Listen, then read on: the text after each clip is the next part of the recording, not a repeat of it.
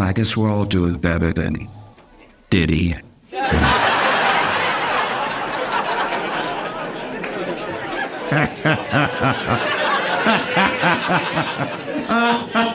Oh, what a week. All right, if you don't know, I'll try to bring you up to speed very quickly. Basically, Diddy has been the devil for decades. And it's really only this year that everything's sort of coming to roost, right? It sort of started with a lawsuit brought by his ex-girlfriend, Cassie. And, in the lawsuit is detailing horrific things you will not, you will feel sick if you read the lawsuit. And Diddy said it was all a lie. Just nothing but disgusting lies about his character, and he settled the lawsuit the next day. I don't know about you, but I've never been lied on so hard that I was like, you better stop lying about me. I will pay you as much as you want for you to stop telling me all the stuff I supposedly did. I want to make sure that this is, how much does the check need to be? It won't be in escrow. It'll be in a check form in the morning. But I will pay you as much as it takes for you to stop lying before people start looking into what you said because everybody else is saying it.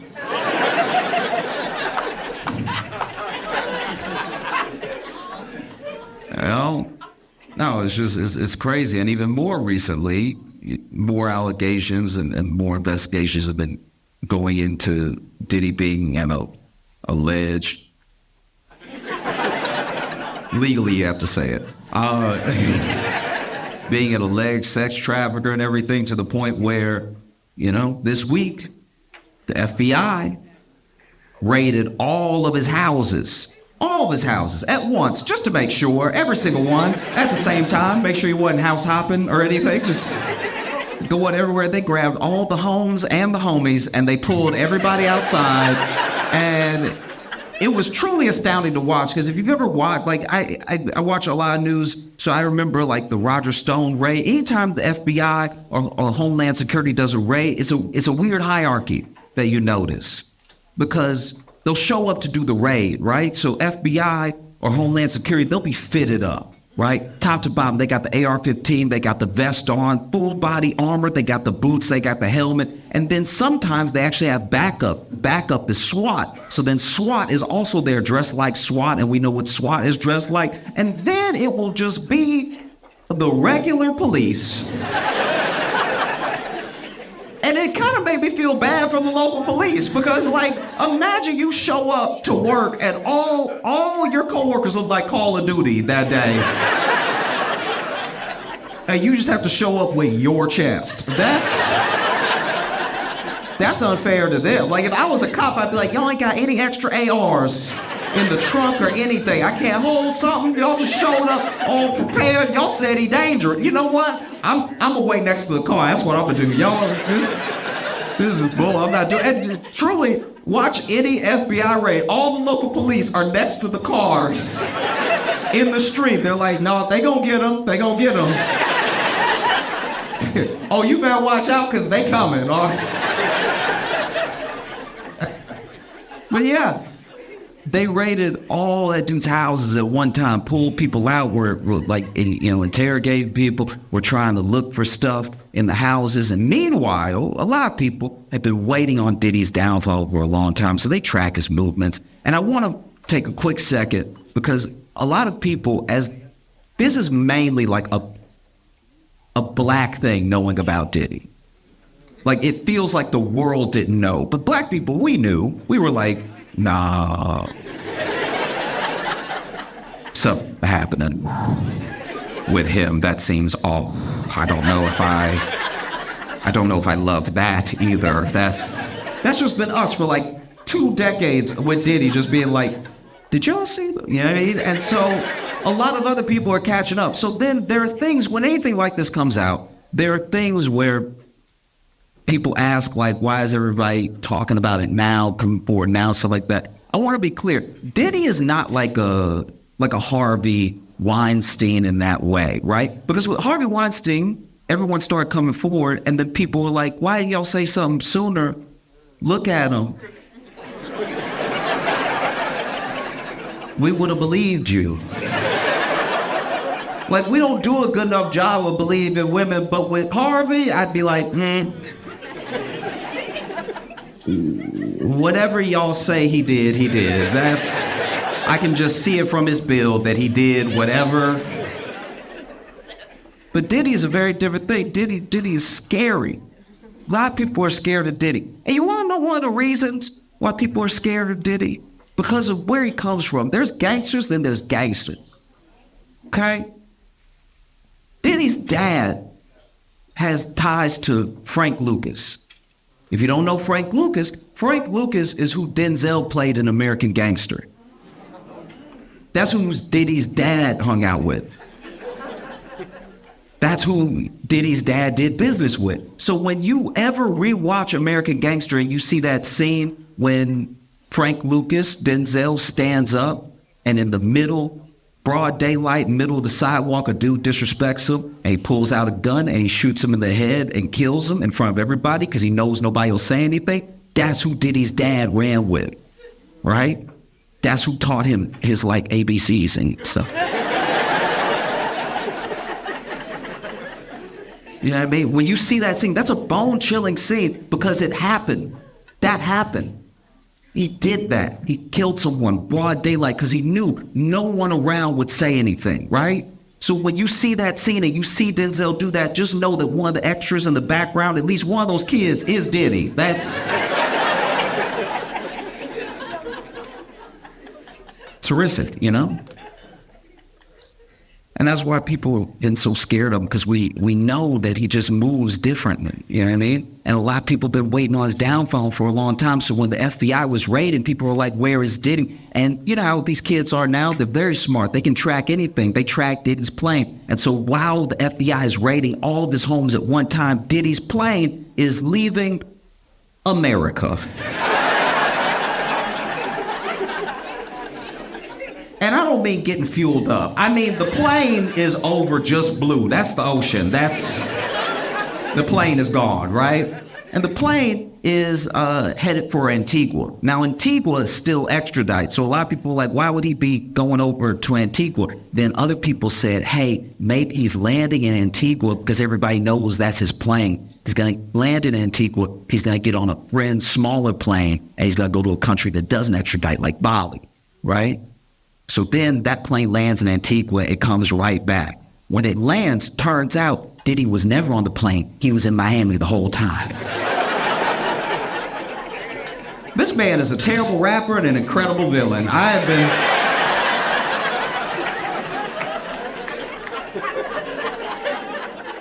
been thrown for a loop consistently with him. Like, this man should be in a James Bond movie. You know, a lot of people are just waking up to how Diddy is, you know? We knew. You know how you know that we knew? Diddy's the only black billionaire we didn't root for.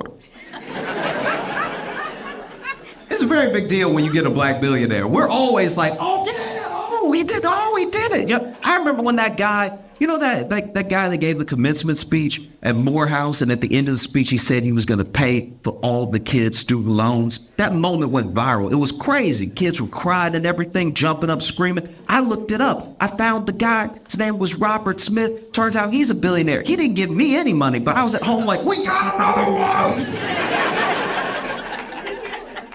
Diddy became a billionaire. We were like, good for you.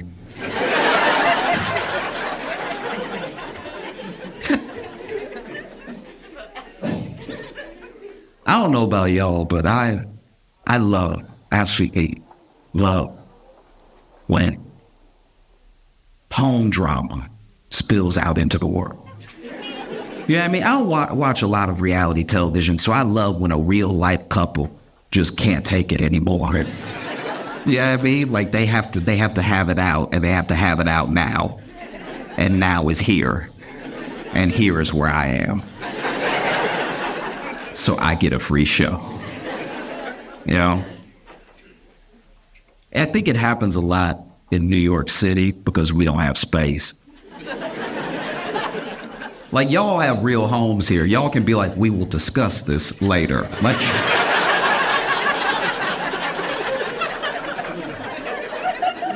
In New York, we don't have that. We're like, I want to argue in private at home, but home don't have no elbow room.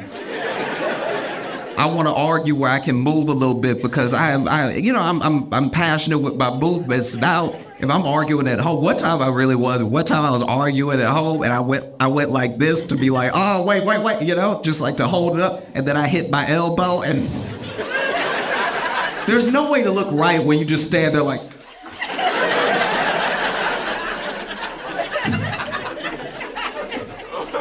So sometimes couples just have to have it out in that moment, And I was walking.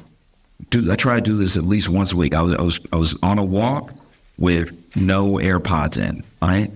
Just really like be around in the world, And I think it's an important thing to do because it opens you up to what's happening around you. And I would have missed this had I had my AirPods in. I was walking, and as I'm walking, I see this dude bust out of the door of his house, right? He's running down the stoop of his brownstone, no shirt on, anything, looking terrified, like, what?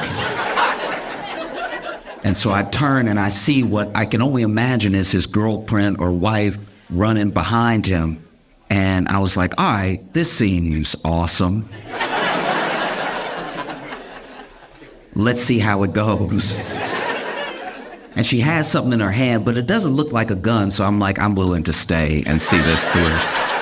Because if it's a gun, people get upset, they miss. Now she done shot me, I'm bleeding out. I'm not even part of your love. I'm laying there holding my wound, y'all done worked it out. Like,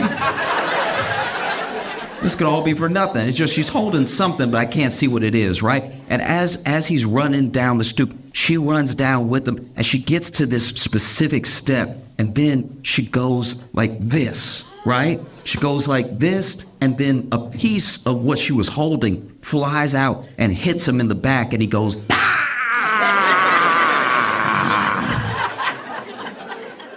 and then she lets go of the other thing that she was holding. It slides down the stairs, and when it slides down, it's close enough for me to see. And when I look, it was the sleeve of a Hot Pocket.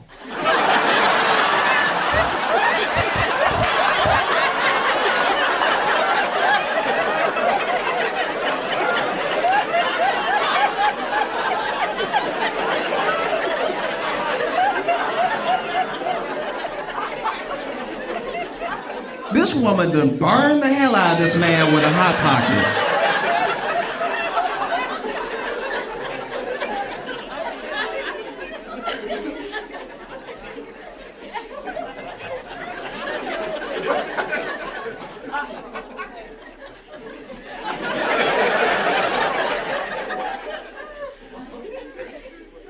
In the known universe,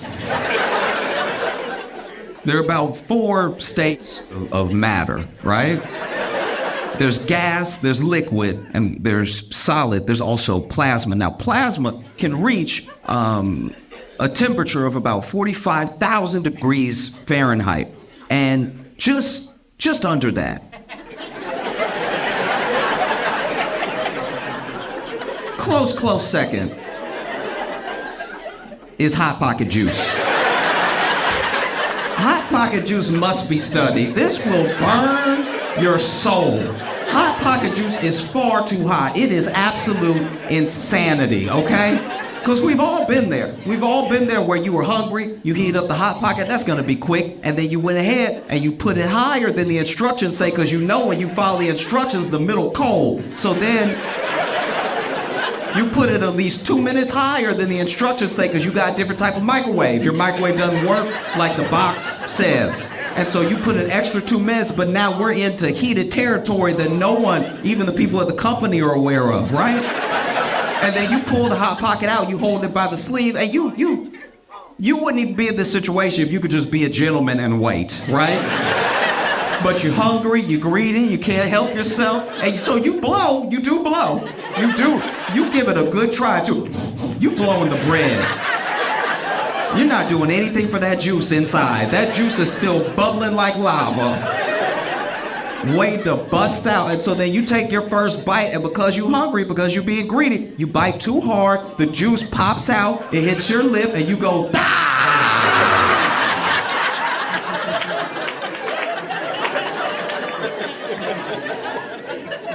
Now you coughing because steam coming out of your mouth because you got the cornbread in your mouth with all the juice burning everything. Burning teeth, just burning. Inexplicably, just burning and burning and burning. It's terrible. This woman was running after this man. We don't know what he did. I didn't stay for an interview. This woman was running down the stairs after this man and had the Hot Pocket sleeve in her hand and reared back like an ancient weapon. Reared back.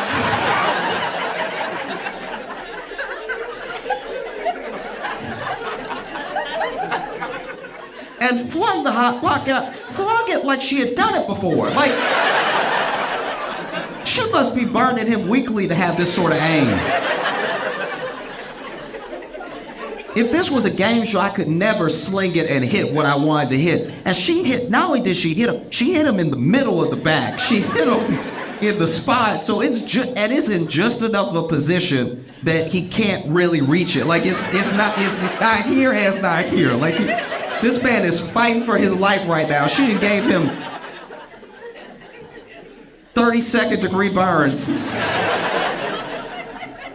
And my man's like, ah! And I want to help, but I'm like, I'm not gonna burn my fingers. Like,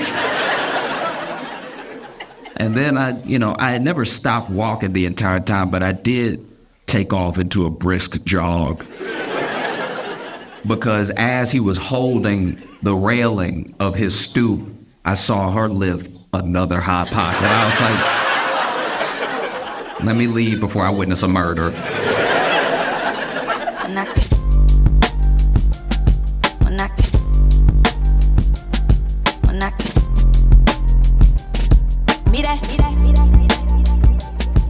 Mira.